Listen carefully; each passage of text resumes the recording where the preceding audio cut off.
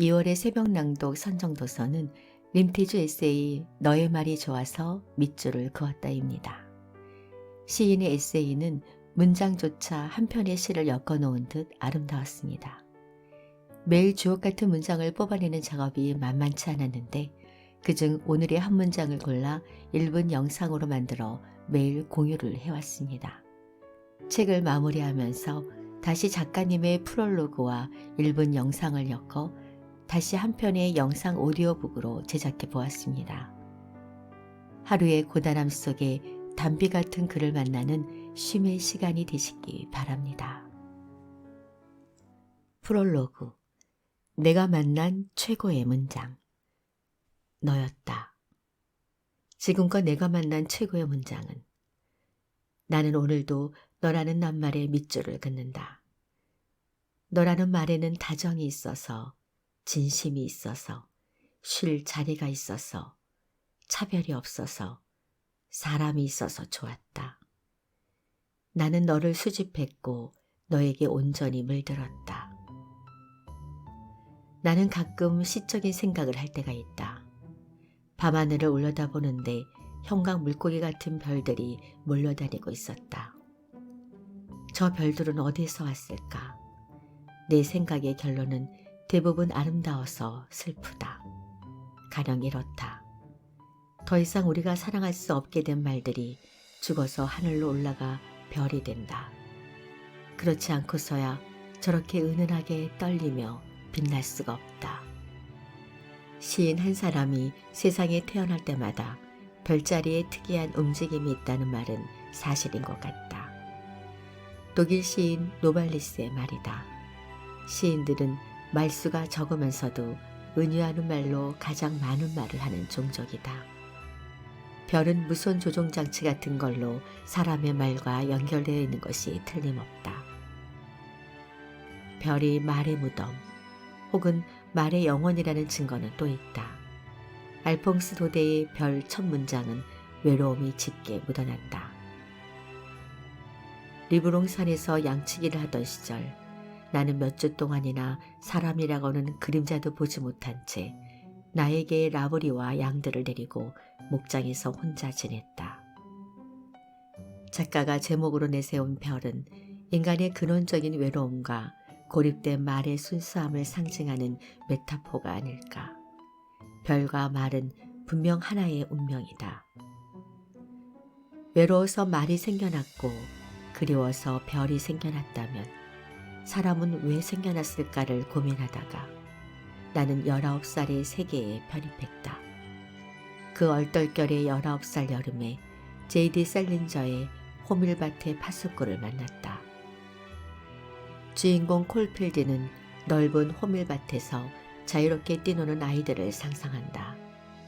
그리고 아이들이 앞뒤 생각 않고 호밀밭을 마구 달리다가 절벽으로 떨어지지 않도록 종일 아이들을 지키는 파수꾼이 되고 싶어한다.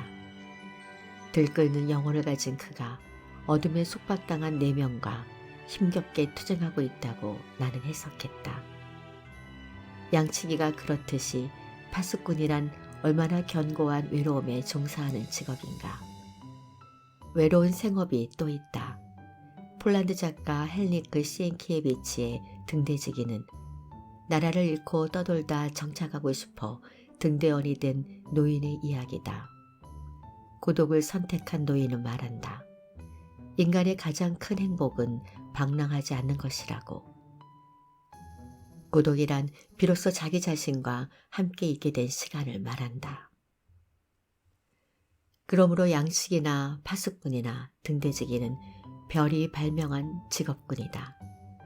그토록 외로울 수가 없고 그토록 사람의 말이 그리울 수가 없다. 나는 어쩌다 시인이 되어 고독에 새들어 살고 있다. 정치가는 정치가 직업이고 의사는 의료가 직업이고 사업가는 사업이 직업인데 시인은 시가 직업이 아니다. 그래서 양치기나 파수꾼이나 등대지기 같은 직업들이 시인에 맞겠다는 생각이 든다. 별과 가까운 사람, 밤에도 깨어있는 사람, 소중한 것들을 지키는 사람. 어찌 보면 특정 직업으로 시인을 한정할 필요가 없겠다. 회사원이나 환경미화원 혹은 소방관이 밤늦게 일을 마치고 귀가하다가 별을 올려다 보았다면 잠시 시인이 된 것이다. 별은 그들 가슴에 너라는 낱말 몇 개를 모스부호처럼 새겨 넣었을 것이다. 이 책 너의 말이 좋아서 밑줄을 그었다에는 말의 빛과 어둠과 열에 관한 글들이 담겨 있다. 별의 말, 꽃의 말, 죽은 것들과 교감한 말이 들어있다. 내가 귀 기울이지 못해 뼈아팠던 마음의 말도 있고 참 하지 못한 사이에 언어들도 있다. 좋아서 밑줄 친 말도 있고 너무 아려서 반사해버린 말도 있다. 직업을 가리지 않고 스며들어 별처럼 반짝이는 이를 시인이라고 지칭하듯이 모든 말에도 사랑이며 그리움이며 비탄이며 하는 감정들이 스며들어 있다. 웃음 나고 눈물 나는 것들이 모두 말의 분비물이다. 무언가에 배어들어 섞인 것들은 반드시 결합해 화학 반응을 일으킨다. 그래서 나의 글들은 언어의 화학을 기본 원리로 삼고 있다. 어렵지는 않다.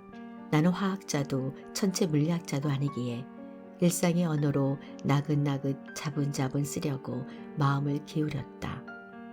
물론 내 말이 정답은 아니다. 산다는 건 각자의 위치에서 자신의 언어로 삶을 정의하는 일이라서 나는 나의 생각과 나의 방식으로 해석하고 정의를 내렸을 따름이다. 황당하다고 힐난하거나 틀리다고 단정하지 말고 독특하고 색다르다고 받아들여준다면 기쁘고 안심되고 보람있겠다. 줄긋기는 인간의 오랜 습벽이다. 별들을 가만두지 못하고 줄을 그어 별자리를 만들고 그에 어울리는 신화를 지어낸다. 그뿐인가 이 개념과 저 개념의 줄을 그어 없던 학문을 만들어내고 진보를 거듭한다. 전 지구인을 랜선으로 연결해 새로운 국경, 새로운 인류를 만들어낸다. 인생이란 어떤 사람에게 선을 잇고 어떤 언어의 줄을 그을 것인가를 선택하는 일이다. 세상에 많고 많은 말들 중에 내가 밑줄을 그은 말들이 나의 언어가 된다. 이 책 안에 쓸모있는 문장들이 있어서 단 몇 줄이라도 그대의 것이 된다면 나는 메밀꽃처럼 환히 흐드러지겠다. 돌이켜보면 우리의 사랑이 실패한 이유는 상대방의 언어를 제대로 이해하지 못한 데 원인이 있었다. 내가 쓰는 언어와 다르지 않다고 판단해 모든 것을 내 관점에서 말하고 내 언어 체계로 이해하려 들었다. 상대의 말을 그만의 은어라고 여기지 않았다. 탐구하며 배우려 하지 않았고 시간과 인내가 소요되는 이름을 고려하지 않았다. 맞춘다는 것은 다르지 않다는 뜻이 아니라 다른 서로가 어긋나지 않게 조화를 도모한다는 의미이다. 그래서 은어는 단지 구술하는 기술적인 언어가 아니라 학습과 탐구가 필요한 전공어에 가깝다. 둘만의 사적인 은어를 미러라고 한다. 은어를 직역할 수준이 됐을 때 드디어 우리는 속삭일 수 있게 된다. 아주 작은 목소리로도 몇 마디의 짧은 미러로도 사랑의 본질에 닿을 수 있게 된다.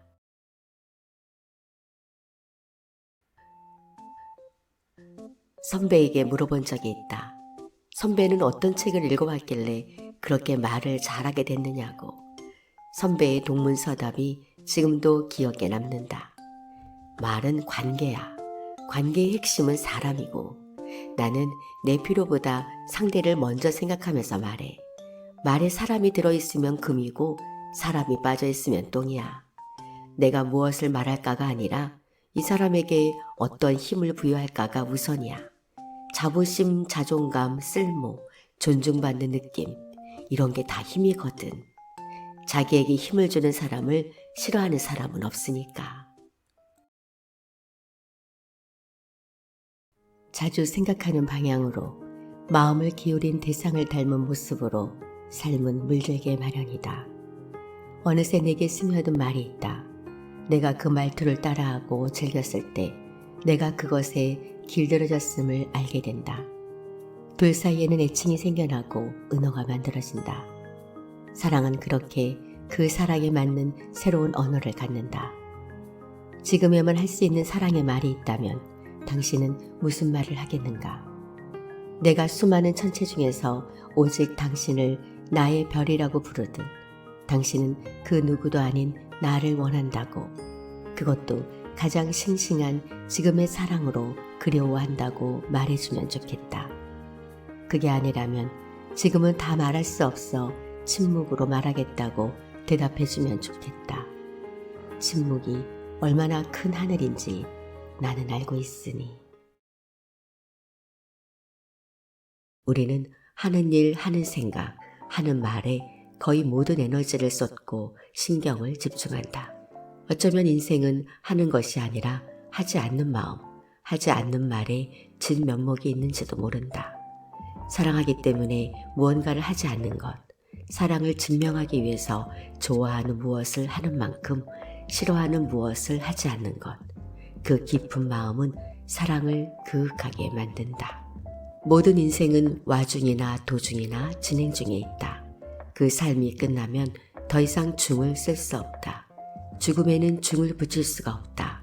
입원 중, 수술 중, 사망이나 영면이지 사망 중이거나 영면 중은 없다. 그래서 살아서 하는 모든 행위는 중이다. 그게 너무 당연해서 중을 생략한다. 우리는 각자 어디선가 살아가는 중이다.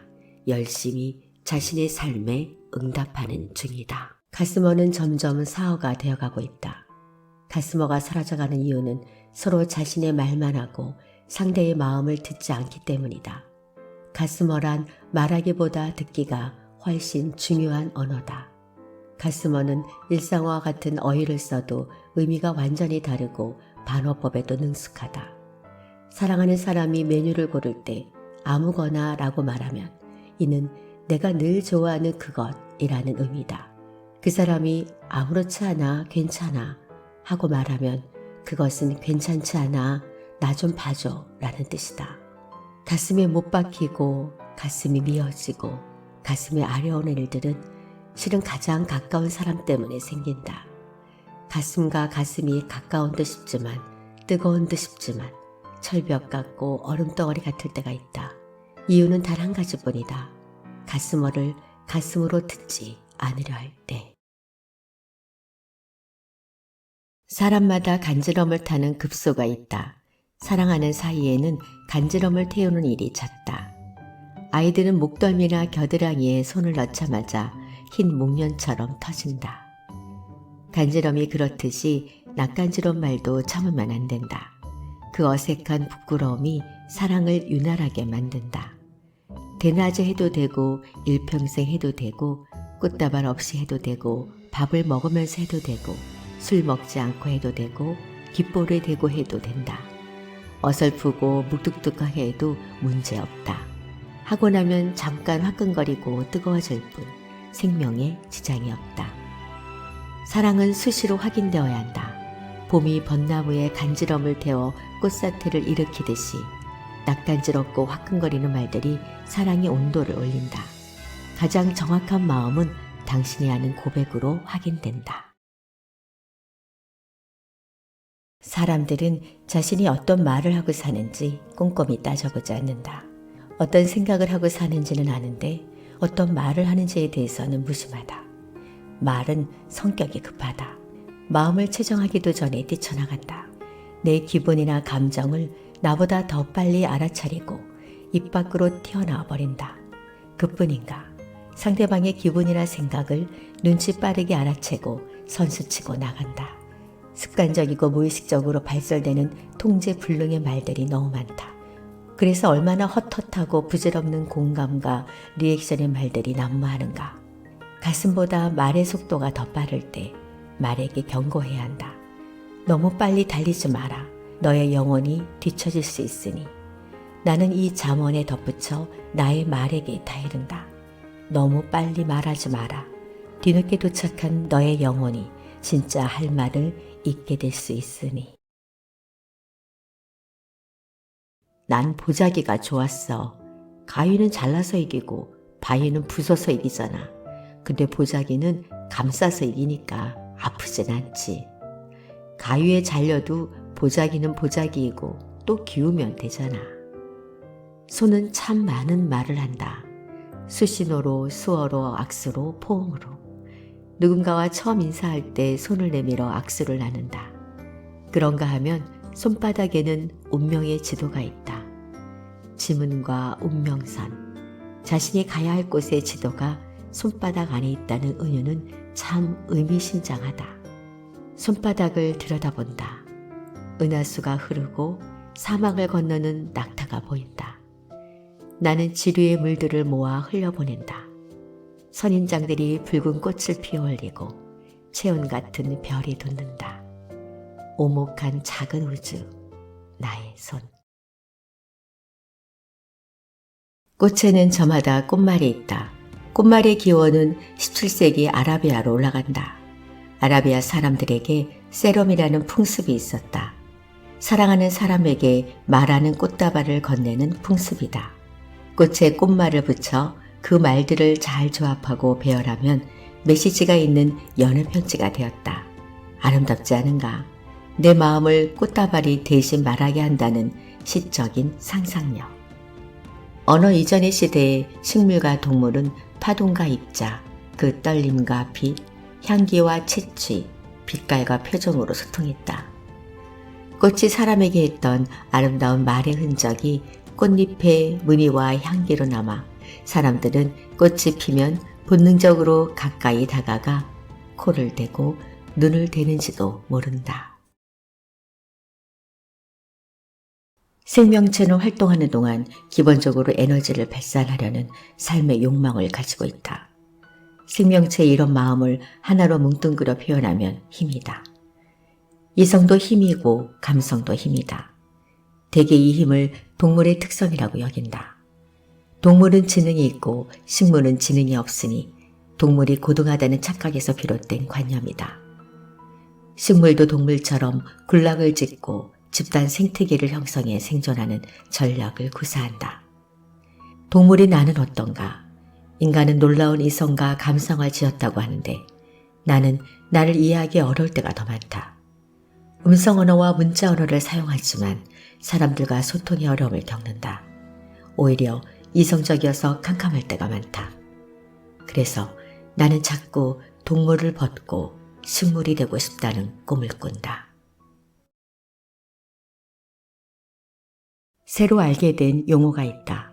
식물 집사. 반려식물을 키우고 돌보는 사람을 일컫는 말이다. 나는 집사라는 용어에 호감을 느끼지 않는다. 집사는 주인이나 보호자가 아니라 시중드는 사람이란 의미이고 자발적 책임을 지지 못하고 대상의 종속됨을 의미하기 때문이다. 나는 식물을 좋아하고 기르고 보살피지만 식물 집사가 되고 싶지는 않다. 인간의 삶은 분명하기보다는 오히려 모호하고 특별하기보다는 일상적이고 가득하기보다는 허울없고 외로운 조건에 속해 있다. 나는 식물을 기르면서 자주 생각한다. 나라는 생명체도 자연이 기르는 식물에 불과하다고. 자연이 내게 부여한 특별한 의미가 있는지 모르겠지만 어쨌든 나는 생명을 얻었으므로 목숨을 다해 외로운 조건들과 싸우며 살아간다. 나에게 집사가 있다면 그건 아마도 나 자신일 것이다. 4월은 정찰병처럼 온다. 봄은 지축을 올리며 저돌적인 생명력을 장착하고 진군하지만 4월은 고양이처럼 조심스럽고 예민하다. 나는 세상에서 가장 믿지 말아야 할 게 4월 날씨라고 생각한다. 문장과 문장 사이에도 멈칫하는 4월이 있다. 행간이라고 한다. 바로 읽히지 않고 생각해 봐야 속뜻이 드러나는 구간. 사람과 사람 사이에도 이런 4월의 행간이 필요하다.